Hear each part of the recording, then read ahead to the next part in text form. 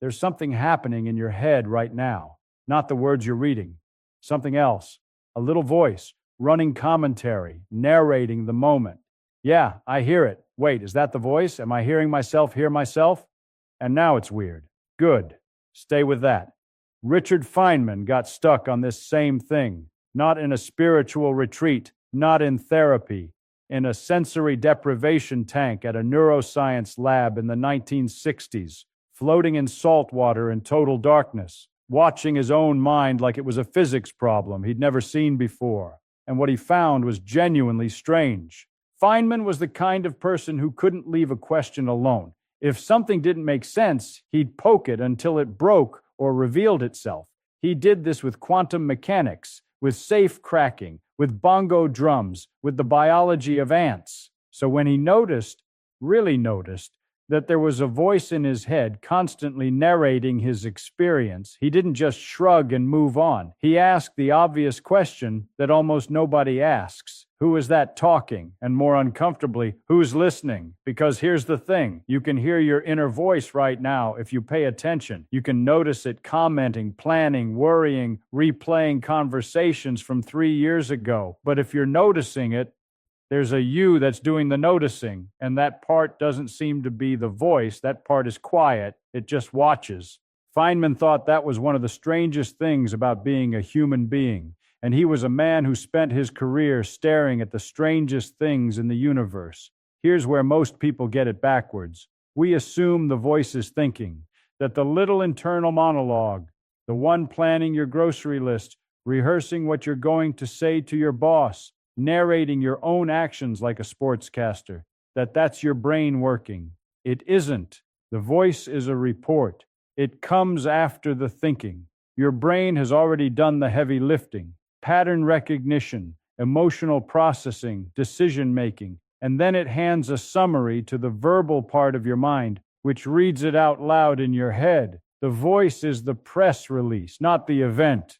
Think about the last time you solved something. Not a word problem, it's something real. You were in the shower or driving, and suddenly you just knew the answer. The voice didn't work it out step by step. The answer arrived. Then the voice said, "Oh, I figured it out."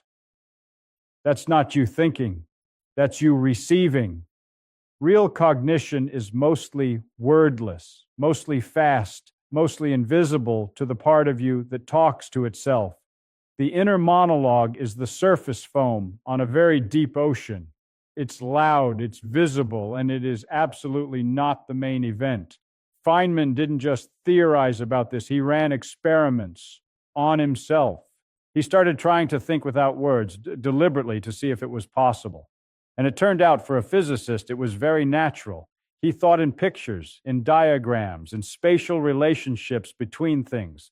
When he was working through a physics problem, he'd literally see the particles, feel the fields, manipulate the geometry in his mind like he was turning an object in his hands. No words, pure image and intuition. Then he started asking other people how they thought, not casually, with genuine scientific curiosity, like he was collecting data. A mathematician friend told him he thought entirely in visual symbols, not pictures of real objects, but abstract shapes with meaning. He'd move them around mentally, and the answer would emerge from the arrangement. Words barely entered into it. Another friend told Feynman he thought in something closer to sensation, kinesthetic, almost physical. He'd feel an idea before he could say it. The correctness of a solution felt different in his body from the wrongness of one. This was not what Feynman expected. He assumed that these private thinking styles would all converge on something shared, some common substrate, but they didn't. The outputs were the same, coherent ideas, correct answers, meaningful communication. But the internal experience was completely different for each person, which meant that thinking isn't inner speech. It just produces inner speech for those of us who narrate things, which isn't even everyone. So why do we believe the voice is us? Because it's relentless. It's there when you wake up and there when you fall asleep, and it uses the word I constantly. It says, I want this and I'm afraid of that, and I would never do something like that. It sounds exactly like a self. It's very convincing. But here's the catch. Feynman kept coming back to. You can observe the voice. Right now, if you listen carefully to your inner monologue, you can hear it. You can notice its tone, anxious, bored, critical, whatever. You can watch it spiral or settle. You can even catch it mid-thought and go, there it is. That's a problem for the theory that the voice is you, because observation requires distance. You can't be in two places at once. If you're watching something, you're not the same as the thing you're watching. The eye can't see itself. So whatever part of you is watching the voice, that's a different thing from the voice. And that observer, it's quiet. It doesn't narrate. It doesn't announce itself. It just notices. Most people spend their whole lives without realizing it's there because the voice is so loud you can barely hear the silence underneath it. Feynman found that silence fascinating, not in a mystical way, in the way he found any unexplained phenomenon fascinating. There's something doing the watching. What is it? What's it made of? We genuinely don't know. Physics taught Feynman to be suspicious of anything that couldn't be nailed down.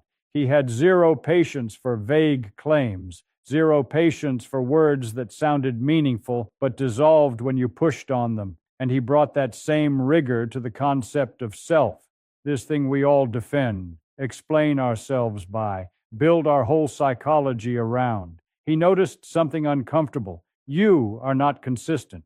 The you at 20 is unrecognizable to the you at 45, not just in opinions and values and what makes you laugh and who you'd be willing to become. The you who hasn't slept in 36 hours is a different person from the you who just had a great meal and a nap. You on a bad anxiety day. You in love. You 3 seconds after being told something that shatters your worldview. These are not the same operating system running different inputs. They're closer to different people borrowing the same body. So what's the stable thing? When someone wrongs you and you say, that's not who I am, what exactly are you pointing to? There's a history there, sure, a body, a name, memories, most of them unreliable. But the sense of a continuous, unified self that persists across all that change. Feynman was skeptical that it was anything more than a story, a convenient narrative the brain tells about itself to function. He wasn't saying you don't exist. He was saying that what you actually are might be considerably more fluid and strange than the voice in your head lets on, and that the voice, so confident, so constant, might be one of the main things selling you the story. None of this is an abstract philosophical exercise. There's a practical edge to it. If the voice isn't you, if it's an output, a report, a narrator, then you don't have to obey it. You don't have to believe everything it says. Your inner voice tells you that you're not good enough, that you embarrassed yourself in that meeting 5 years ago, that the conversation you're dreading is definitely going to go badly, that you'll never figure this out. It delivers these announcements with total confidence, and you take them seriously because they sound like you. But they're not commands. They're not truth. They're just patterns firing. The brain running old simulations, churning out predictions, dressing them up as statements of fact.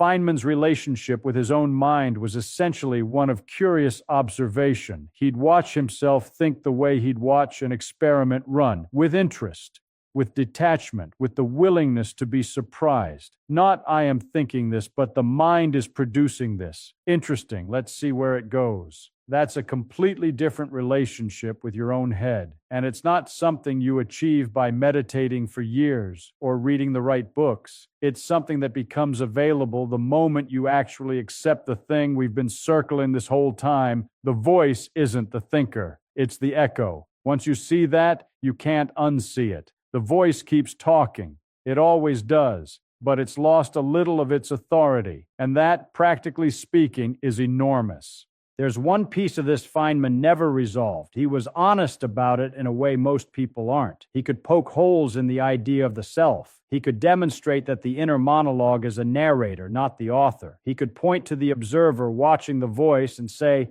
that thing exists, and we don't understand it. But the deep problem, the one philosophers call the hard problem of consciousness, he left alone. Not because it didn't interest him, because he respected how hard it actually was. Why is there something it's like to be you?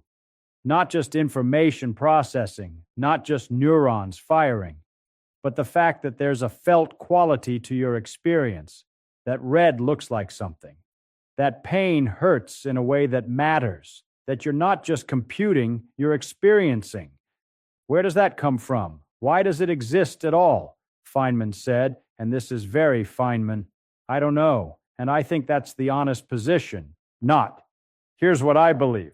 Not, science will eventually explain it. Just, this is genuinely strange, and I'm not going to pretend otherwise. And there's something important in that. The whole argument here, that the voice isn't you, that the self is more of a story than a solid thing, that real thinking happens underneath words. None of that lands wrong because we don't know what consciousness is. In fact, the mystery is part of the argument. We don't know what the observer is. We don't know why there's a felt experience at all. The honest thing to say is that the self is stranger and less defined than the voice in your head would have you believe. The voice is confident. Reality is uncertain, and usually when those two things conflict, you should bet on uncertainty. That was Feynman's whole thing, really, not just in physics, in everything. The willingness to say, I don't know, is not weakness. It's the only way to actually learn something. So the next time you catch the voice, mid-complaint, mid-spiral, mid-performance of whatever character it's decided you are today, try the Feynman move. Don't argue with it. Don't try to silence it. Just notice it. Oh, there it is, the narrator, running its commentary again. And see if you can feel the difference between the voice and the thing that's watching it, that quiet watching thing. That's worth paying attention to.